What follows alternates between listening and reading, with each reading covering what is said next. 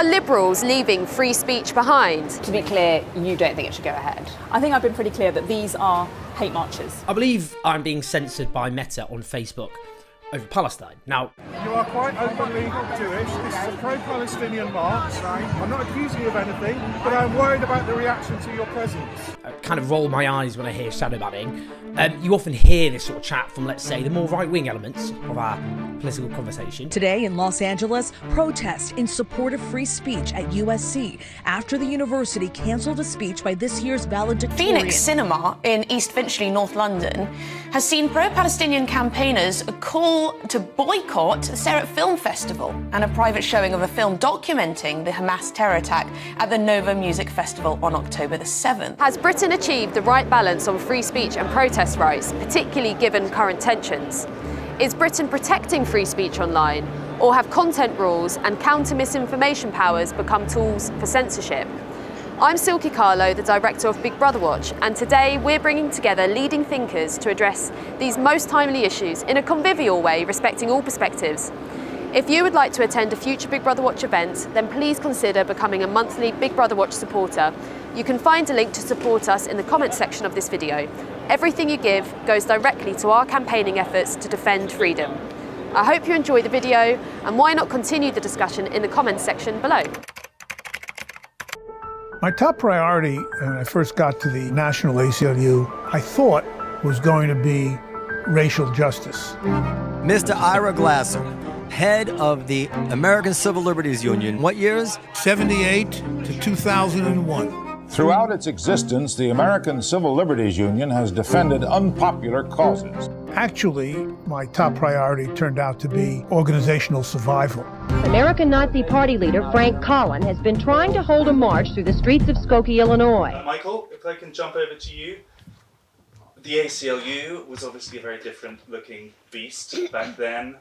Did you share my sense of almost nostalgia at those individuals who took different views and yet tolerated and wanted to hash things out? It felt like that was a culture that was healthy still, an America that was healthier than it is now. Am I being over dramatic, or do you think we're not at all? Yeah, I mean, I feel that. I'm not sure this is on. It's sad. It's more than nostalgic.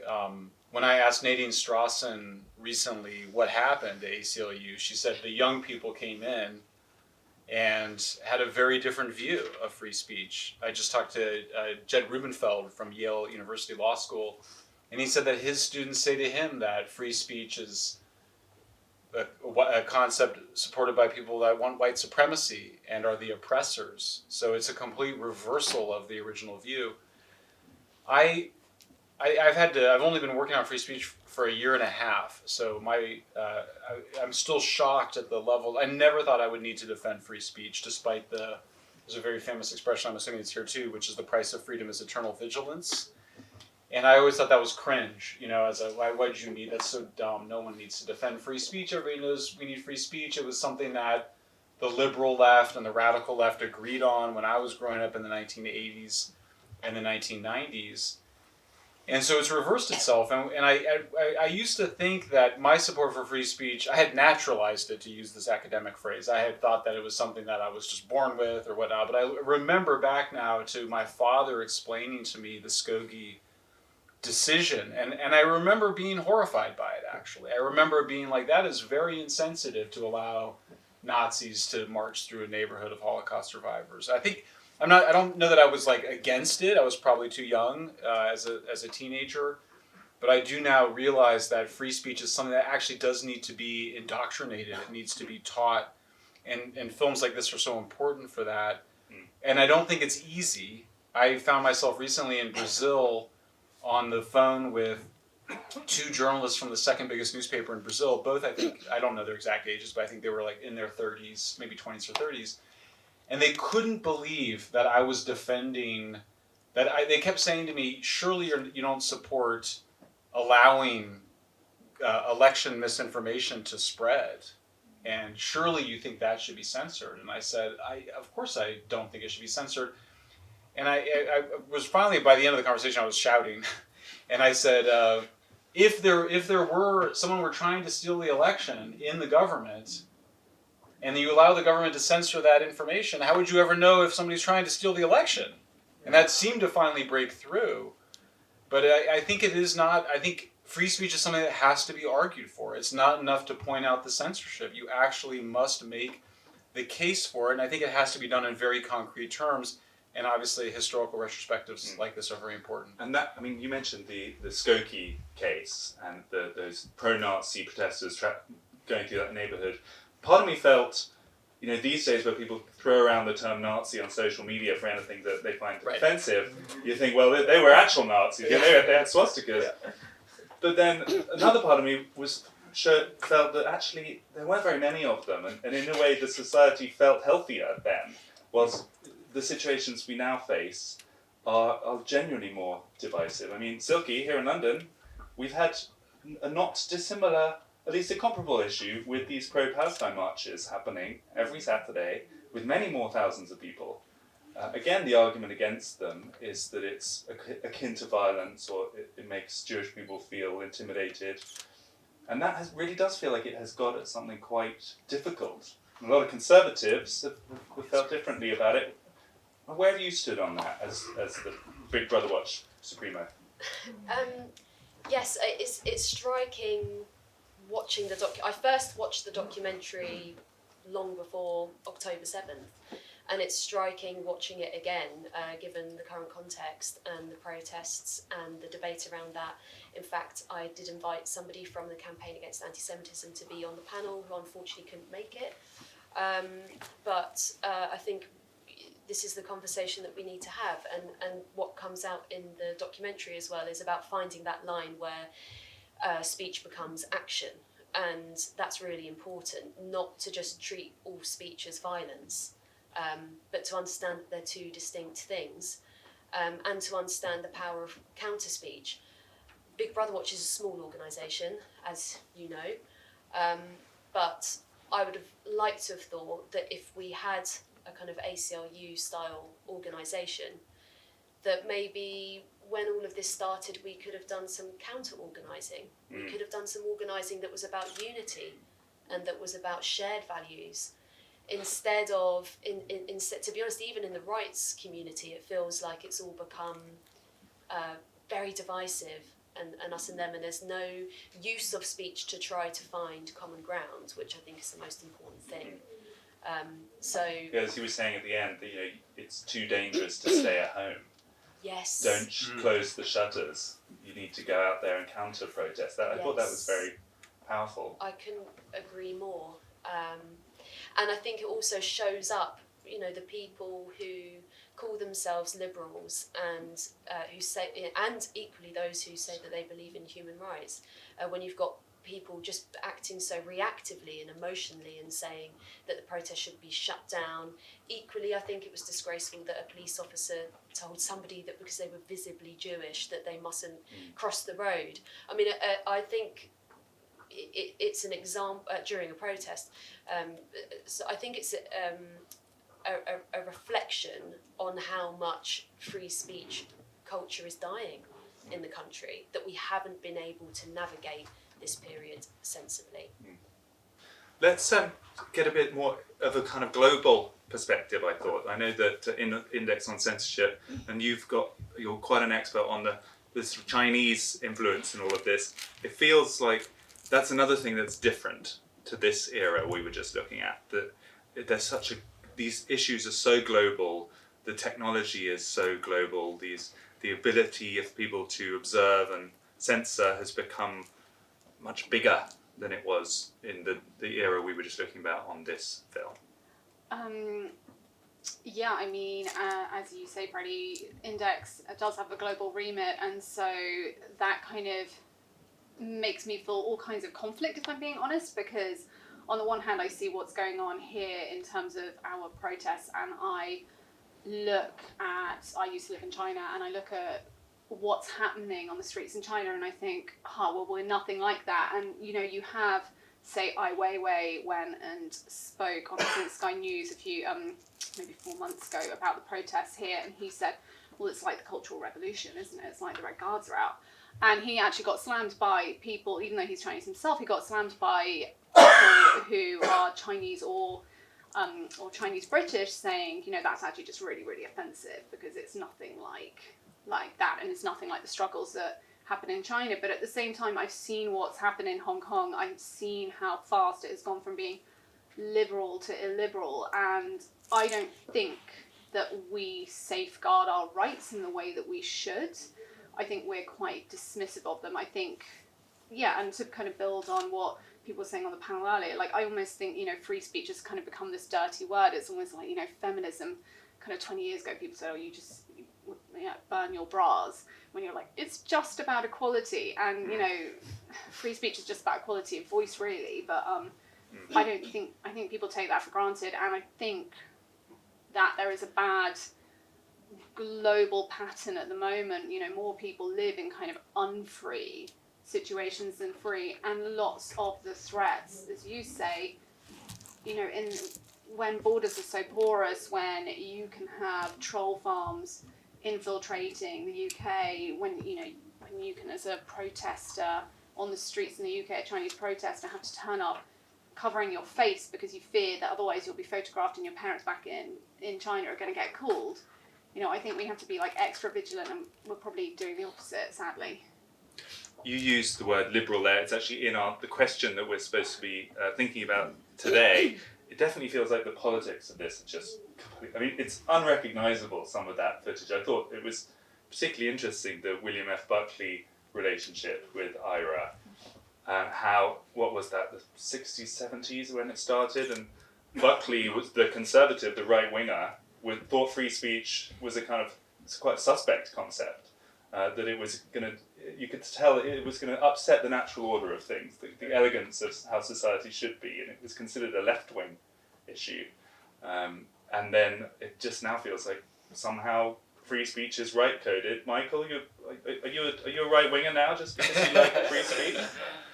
Yeah, no, I mean, and I think you're right about it, and and there's a way, I think we do have a better account of what occurred, you know, which is that there was this culture of safetyism. I mean, I think even this example that you gave of the police officer who wanted to protect a Jewish person, that the police officer was doing what he was doing. He was trying to take care of that person, and so there's a sort of there's a safetyism there. I think the other thing you got at that's so interesting is the breakdown of a clear distinction between speech and action.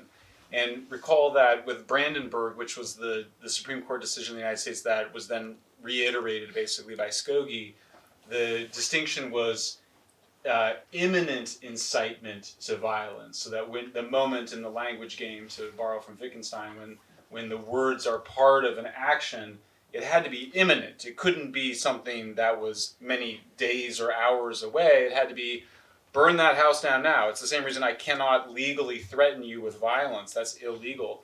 And in fact, in Brazil, that exact same incident I was describing, the headline they used was, from me, was my quote, it was, some people have a hard time telling the difference between speech and action. So there's something, I think it's clearly a reaction to, you know, coddling culture, safetyism, which Jonathan Haidt and others have documented really well, including the current executive director of FIRE, Greg Lukianoff, and I think it's clearly also a reaction to social media. Social media is so intense. You know, I won't say who it is, a well-known British commentator, a liberal person, who I saw him recently, and he was like, I just got to get off of Twitter. You must have seen, you know, how intense it's been for me. And I was like, no, I hadn't seen it at all. You know, I'm like, it's just really intense for you. But I think people feel really persecuted in a way that I don't think they felt, you know, back in the pre-internet period, and that's contributed to it. So what gives me hope, though, I just read this beautiful 700-page Oxford history of the printing press, and the printing press had these effects very similar to the internet, including a kind of elite panic and a desire to censor.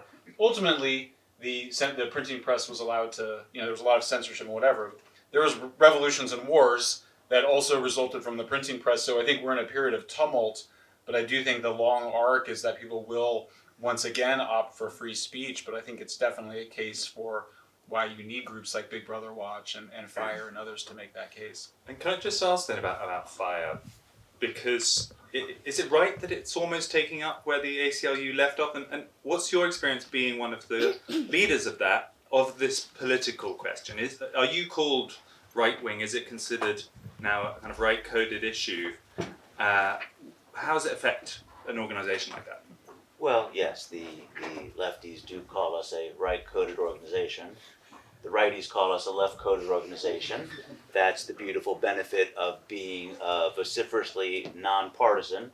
Our bottom line is, if it's protected, we will defend it. We don't normatively judge the speech, and it doesn't matter from which direction the censorship is coming from and to whose detriment and whose benefit, we will fight the censorship. And is it right that ACLU, you don't feel, does that anymore? Yeah, I can't speak for the ACLU's imperatives. We being nice. Being nice, dude. We join up with the ACLU when our interests align. For example, in NRA versus Bulo, the Supreme Court case that just came down a couple weeks ago, where the regulator for financial services in New York tried to stop and did in fact succeed in stopping insurers from doing business with the NRA because she thought that they were doing too good a job in advocating gun ownership. We part company with the ACLU in cases like 303 Creative on whether you can compel someone to construct a wedding site video using your own creative talents. And so, they have their own set of issues that they pursue in the best of their interest. Now, they do have a wider array of issues that they have to be sensitive to, whereas we have the benefit of being dedicated solely and only to free speech and maximally protecting it. And that does allow us to do certain things that do not run into other perspectives or initiatives that we have. And I thought it was really interesting in the film to see almost like the genealogy of the ACLU, how it got here, because you saw even in the character of Ira that he was, yes, a free speech champion, but he also picked certain other issues. He was very much a champion of oppressed minority groups, of the racial issue,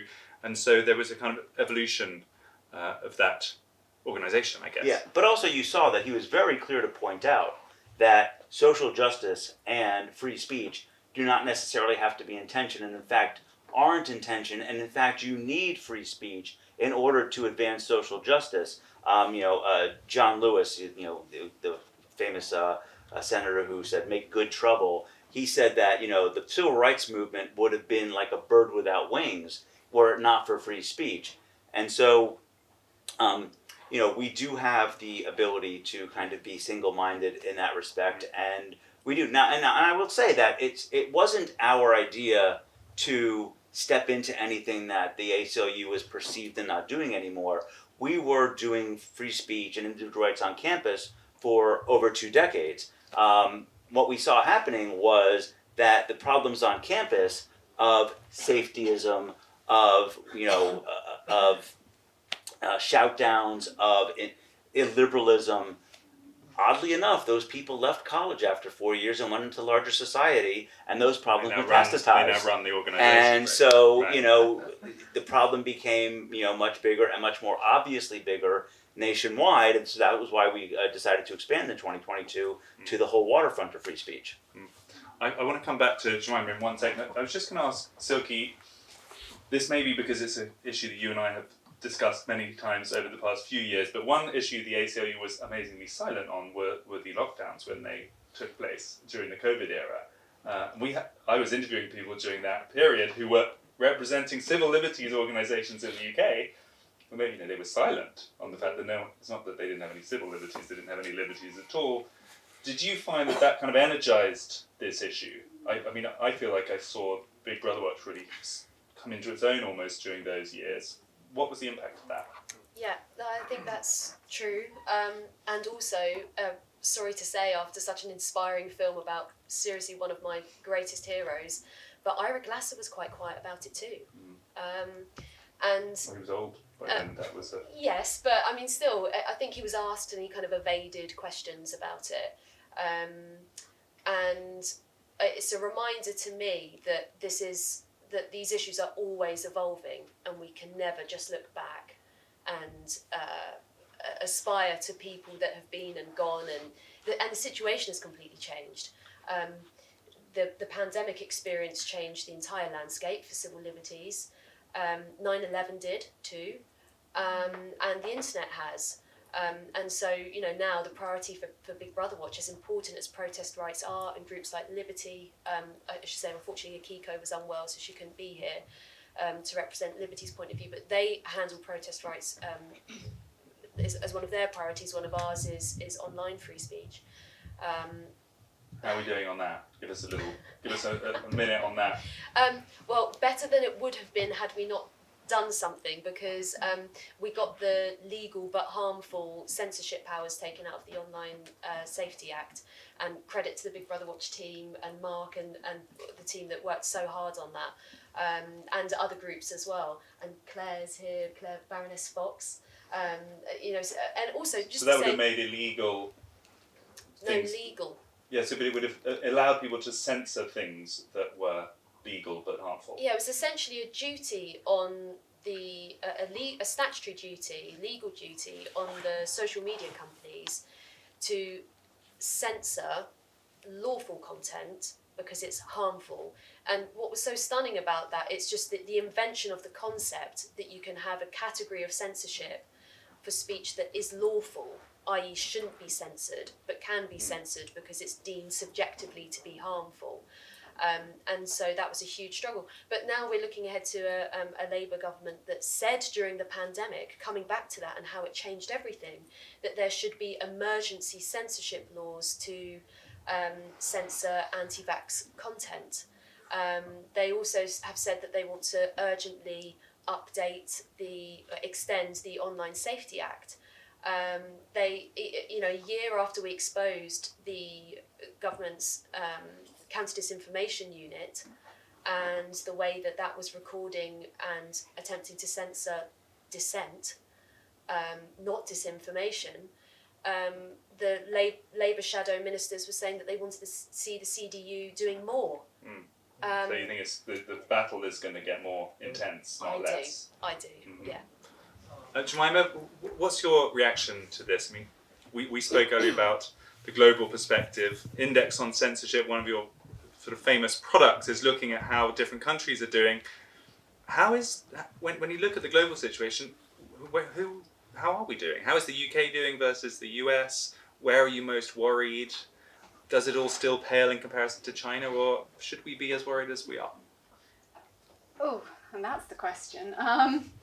Well, I guess the answer is both yes, we should be worried, and no, we shouldn't be worried. I mean, when I compare it to, say, China or say Iran, I mean, Iran is really pulling out all the stops at the moment to be just absolutely grotesque. Even just sitting on this panel, I couldn't do that in Iran. I would be arrested. And we work and we campaign for people who are arrested, and not just arrested, people that we know who are on death row, for example, or people have already been executed for being part of the women life freedom protests. So our struggles here are nothing on the struggles there. But as we saw in this film, we don't want to legislate or to create an environment in which suddenly, I think it said, what about tomorrow? We've got to think about tomorrow, because there's nothing inherently in the UK in our, in our DNA or something that means that we are any more freedom loving or freedom rights protecting. It's just that we have people, including people in this room, who actually care deeply about these rights and are willing to put their neck out for them. Unfortunately, our neck, as said, compared to places like China and Iran, doesn't end up on a board somewhere. But what is the trajectory? If you look at the US and the UK, do you think issues of censorship are getting worse or more worrying? Yes, I do think that they are getting more worrying. I think that the attacks are coming from lots of different angles. I think the attacks are coming both from above, from the governments, and Silky's just talked about some of the kind of potential future legislation, and also we've already had legislation being passed in terms of protest rights over the last few years that have curtailed exactly how far we can protest. So I do think that the ground has moved from the top. I think the ground has moved quite a lot from the bottom, because we have people saying, I would be quite happy to stop that protest because, it might inconvenience my drive to work, or because I might feel scared, not I might be in harm's way, but I might because of a feeling. So I think we've got that, and at the same time, whilst all of that kind of is happening within our own fabric, we have all these bad players who are moving across borders and are repressing our freedoms in various different ways. I mean, I could go on and on and on about the different ways they're happening, but so there are actual dangers and there are perceived dangers, or there's a kind of sense of vulnerability. We're going to go to questions in just a moment, but I wanted to throw a kind of final big question to anyone here who feels strongly about it.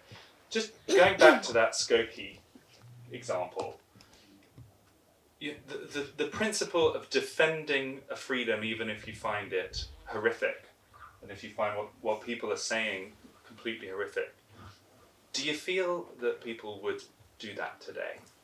Do you feel like every day? There are people that say things across the entire political spectrum that I find at various times ridiculous, abhorrent, absurd, and every day we get cases that come in, both on campus and off, where someone is saying something that I invariably disagree with. And I disagree with a lot of things that a lot of people say, so it's all day long. But that's the importance of staying principled and being nonpartisan and non-normative in defending speech, is that if it's protected, you have to defend it. And I think there are people that are doing it, not just FIRE, but especially at FIRE, that are signing up to do it. And it's not always easy, and sometimes you have to swallow hard and do it. But like they said in the film, our client is the First Amendment and the right for everyone to have free speech, not any given particular speaker. But he ultimately prevailed in that battle. Do you feel like the I guess the background, both from the top in terms of messages from the government, but also public opinion, is with you to the degree it was in those days? Do you feel if the equivalent controversy comes now, will the free speech side win? What do you mean if? We've got stuff going on campus. You were talking about protesting here. You've got people, setting up tent camps, marching across campus, linking arms and preventing people from getting to their classes. Are people with us? It ebbs and it flows. You were talking about how at the time of the film, the right was saying, oh, this, free speech is this awful idea that the lefties are pushing. Then it became, the right is pushing free speech. It's, this awful idea. Weirdly, the last few months, it seems to be turning back the other direction, because now we got in flashbacks to things like Kent State. We've got cops, storming onto campuses, tearing down tent encampments, and not just tent encampments, but pushing back actual protesters. They've got on some universities, you think we'd learn the lessons of history. There were universities that had snipers on the tops of buildings during these pro-Palestinian protests. I think the people are with us. I think the people are with us in groups when it's their ox being gored, and what we have to convince them is that you also need to be with us when it's the other side's ox being gored. But I think most people, are persuadable, and I think... in the case of those demonstrations, you've got to both defend people's right to protest and also make sure that they don't overstep the mark and it becomes an impingement on other people's liberties. It's a very delicate balance to get right. Yeah, and it's funny how quickly it becomes both sides. We have a case at a university on the West Coast where the Hillel House was going to bring in a speaker, a former Israeli minister, and the university at the last minute canceled it because, we don't think we can provide sufficient security. Well, first of all, you're a public university. That's always the excuse, right? Isn't it? It's your Safety job. issues. Right. Yeah, it's your job to provide the sufficient security. Canceling or even altering the speech or the event needs to be the last resort. Otherwise, you're effectuating a heckler's veto. And they actually had the gall to tell us that, no, we left open alternative channels of information because we just moved the event online. In fact, it was even better because more people could see it. Well, that's the speaker's choice, not yours. But I think that when we have enough of this on both sides, particularly on this moment, that should be an opportunity to show everyone that you need to protect it across the board. Yeah, I would just, can I give a number here? Yeah. So the percentage of Republicans who agree that the government should work with social media companies to censor misinformation online has stayed flat from 2018 to 2023. The percentage of Democrats... What percentage is it? It's around, I think it was around like 33%. The percentage of Democrats who want the government to do that rose from 30% to 70% between 2018 and 2023. It's clearly a result of years of the media telling Democrats that that misinformation online got Trump elected and that Trump threatens democracy. There's no question that that's how it changed. Now, I do think actually in some ways that COVID was good for free speech advocates, in part because people got censored. And people, the thing is about being censored, when you're censored, I speak from personal experience, you really hate it. It really sucks to be censored. There's not like, oh, I'm really important or something. No, you hate it and you're really in favor of free speech. So you end up creating, it's one of the contradictions of it. The other contradiction is the Streisand effect. I was censored and then my book became a bestseller because I was censored. So I benefited from the Streisand effect. So I think that there is contradictions here. The other thing that was interesting about that COVID censorship is that, and it's complicated, there's a lot going on, but one of the most interesting cases was that Facebook pushed back against the White House, which was demanding censorship, and said, our research shows that if you censor vaccine information or misinformation or whatever, people will have greater vaccine skepticism because they're like, why the fuck are you censoring this information? Which happened.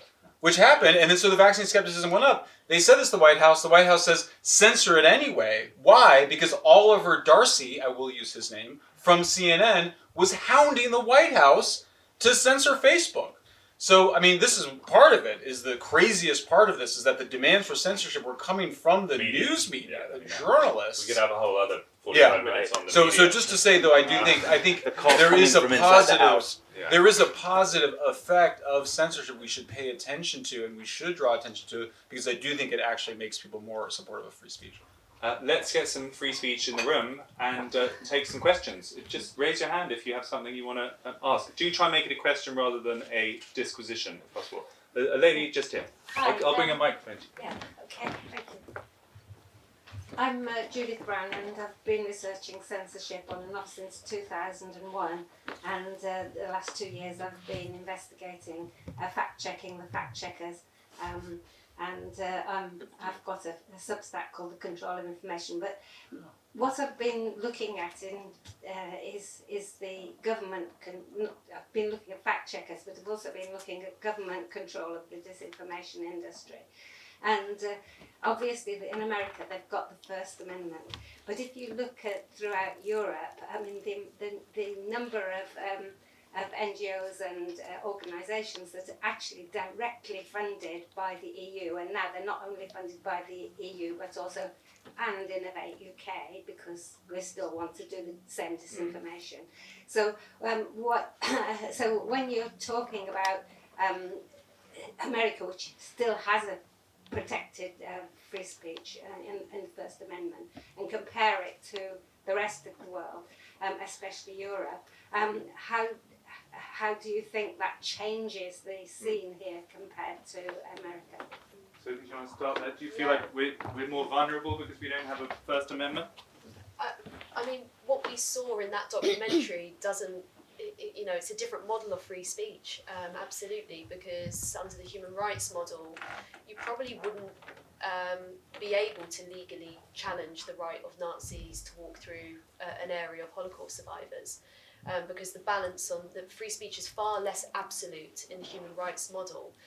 Again, we could have a whole debate about that. I personally love the human rights model. I also massively respect the First Amendment. And I also believe that different laws suit different cultures. You had at the end of the documentary as well, Ira was talking about guns being taken to demonstrations and stuff. I mean, it's just completely unthinkable in the UK. So we have a different landscape.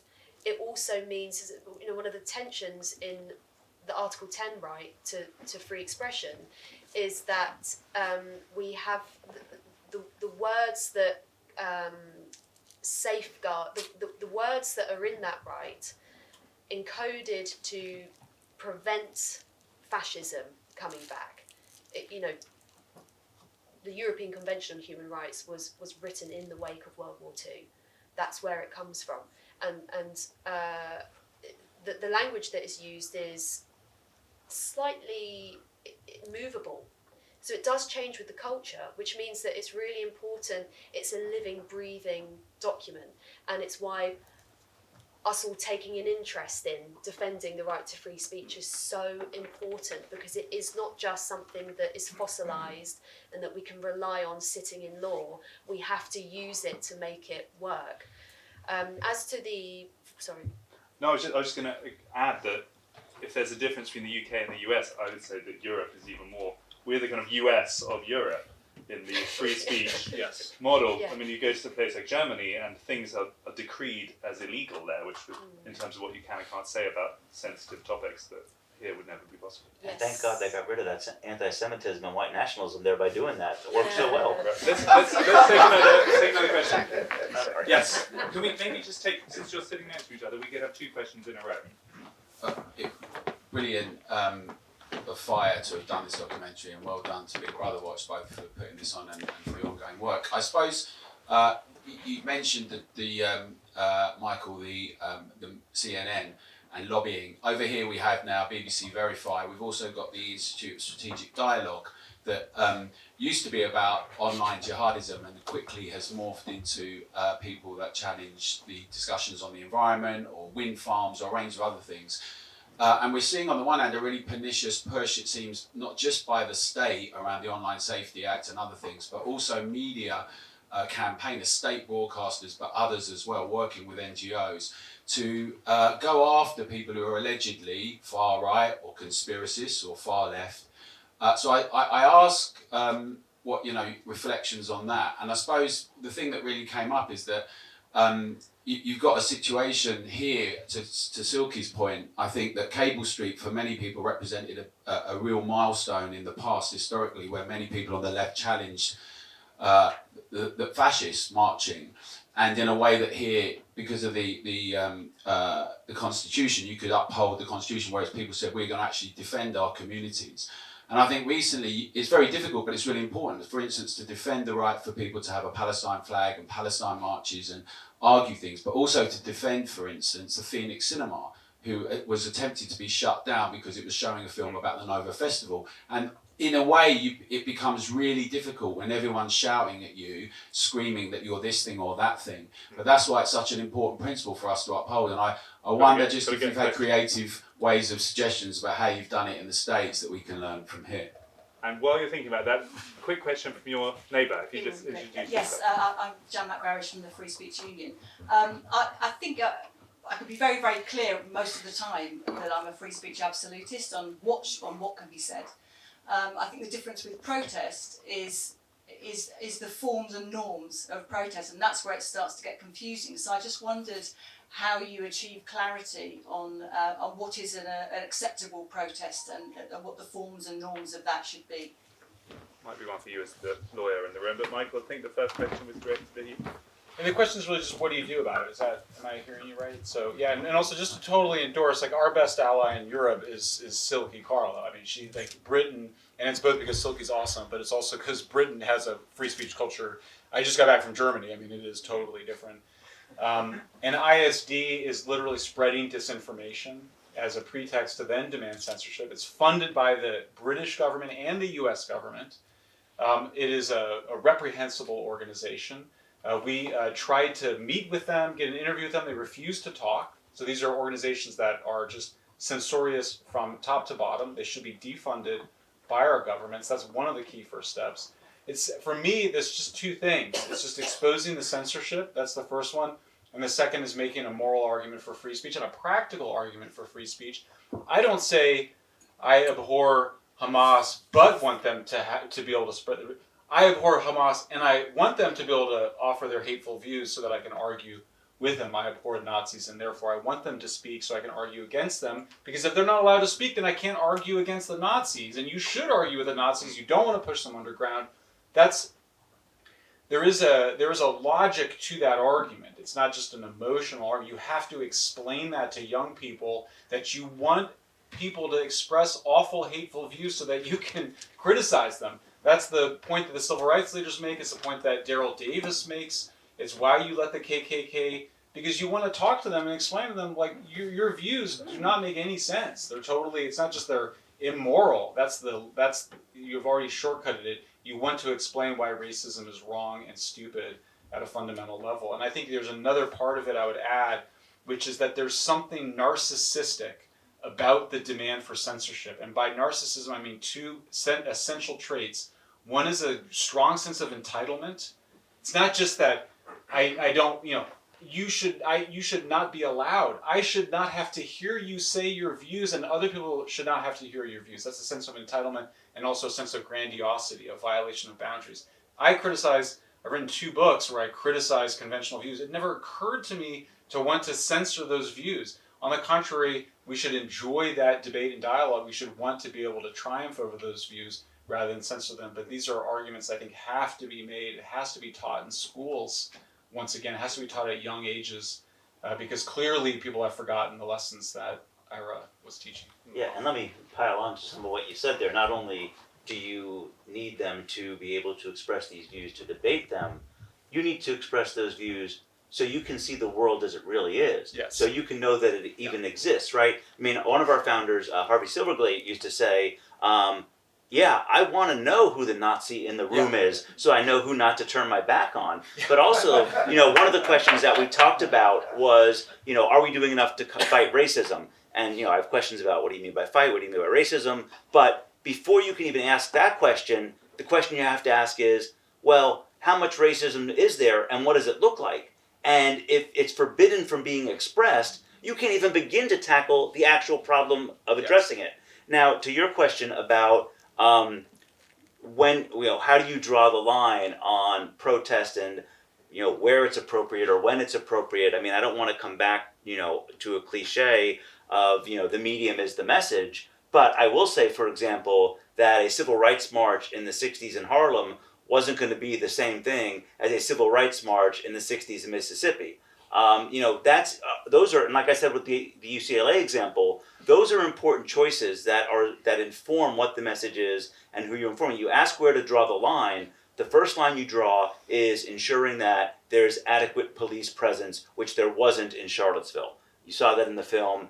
It's a truism. There's no doubt that they fell down on that. The second line you draw is, there is a difference between assault and speech. There's a difference between battery and speech, right? That's where you need to draw that line, and you can't be drawing the line at the subjective feelings of potential hearers or viewers. But you were talking about 2 different, there was Harlem versus somewhere in the South that would be a very different statement. Does that mean that a protest that is deliberately chosen to be in a provocative location starts to become borderline for you? I mean, let's... No, absolutely not. The exact opposite. What we saw from the movie is that there was a point to protesting in Skokie, particularly. Not just because you wanted to get to the park, but also because you saw... And look, this is not dissimilar from what's happening in Gaza now. You had a group of people who had a claim to a certain part of the neighborhood, and another set of people who had a different part of the claim to the neighborhood, and there was a borderline where they were clashing over, and you had kids from one side who were supposed to go to schools on the other side who didn't want to because they were being abused or whatever it is. You're always going to have in human interaction, unless you have a monoculture, which is not healthy for anyone, you're always going to have these disputes, and you're going to have to find a way to resolve them. And it will come down to this kind of battle for resources. So place does matter. When I say the protest is different in Harlem versus Mississippi, it could be the same exact words, the same exact people taking the same exact actions. The message is different, though, because of the place they're doing it, because saying, we're allowed to be here in Harlem, you can't stop us. Well, okay, sure, no one's stopping you. But in Mississippi, we're allowed to be here and you can't stop us means something entirely different. Let me throw one other example, just because it's relatively recent. The day after October 7th, in London, there was a huge, what you could call a protest, you could call it a jubilation celebration outside the Israeli embassy in Kensington. To my mind, that is at the very least, it's extremely distasteful and offensive after a lot of people have lost their lives. Should it be legal? Let me answer that question as someone who did my 4 years of Hebrew school, got bar mitzvahed, went to Jewish summer camp, was an officer in my BBO group, got married by a rabbi twice, and I'm pretty sure was the guest of honor at a circumcision. I don't have a good memory of it, but I have what you might call circumstantial evidence. Yes, it's distasteful, it's upsetting, it's obnoxious, it's absolutely protected and has to be allowed to happen. There we go. There's a guy at the back. I'm going to try and pass you my microphone.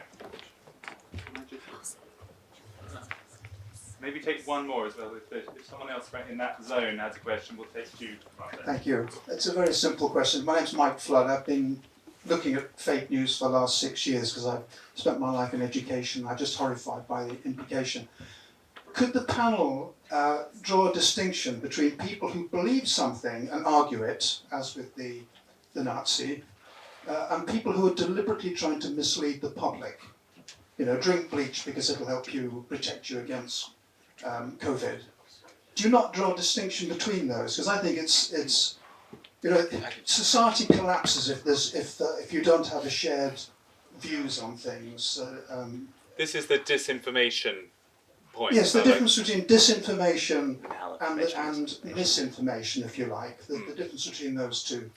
Michael. I have something to say about that. I was just at the Supreme Court, and one of our Supreme Court justices made that exact argument, and she said, I mean, you know, it seems like the First Amendment constrains the government's ability to censor misinformation. What happens if there's videos of people jumping out of buildings? Well, I happen to be a huge fan of videos of people jumping out of buildings. It's known as parkour. It's incredible. I would never do it. There's multiple mistakes, with all due respect, in the assumptions that you're making there. First is that people will hear something and immediately mimic it. I mean, that's absurd. You know, we are mostly surrounded by ideas we disagree with. This idea that we're mostly surrounded by ideas that we agree with, and that there will be a bad idea, and that we will suddenly copy that bad idea, it's absurd. That's just not how reality operates. So even drinking bleach. So know, someone setting up a YouTube channel. It's also, first of all, that itself is misinformation. I'm not a defender of Trump, not voting for Trump, never did, never will. That's not what he said. He was referring to some specific studies that were being done around in virus. theory, someone set up a YouTube channel saying bleach cure-all. Yes. And just encouraging young children to drink bleach. So first of all, I support. I'm a strong supporter of free speech for adults. I actually am with Jonathan Haidt on restrictions of media, very strong restrictions of media for young people, and recognizing there are challenges in getting that done, and Fires pointing them out. But nonetheless, I am against that. But the best remedy to false speech is accurate speech. Talk back to it. What if I'm saying that Lithuanian soldiers have raped a local girl because I want to show NATO in a bad light, which is what one of the many Russian. But then should Mike, journalists should expose that? Can I ask then? So you're actively researching this content, yeah? I've been looking at this for the last 6 years. Yes. So you're exposing yourself to it a lot of the time, and presumably in doing so, you believe you have the right to read it. You share the curiosity that lots of us have, that you want to see what people out there are saying. What's different to your ability to read it and see that it's nonsense to everyone else's? Yeah, I mean, what you're really talking about. I'm not claiming that. Well, what you're really talking about is the question of remedy, right? I don't think anybody here is advocating that telling people to drink bleach is a sound idea, and therefore it has a place in the marketplace of ideas. But what you seem to be suggesting, at least implicitly, and if I'm getting it wrong, please correct me, is that there should be a role for the government in silencing or punishing the speech.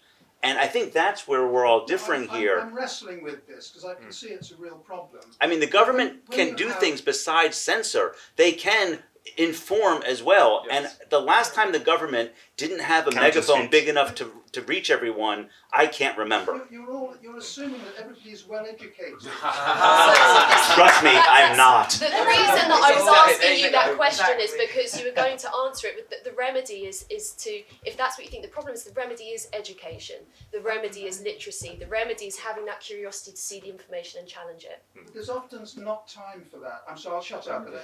Well, I hate to be the one to silence a very lively debate on this topic.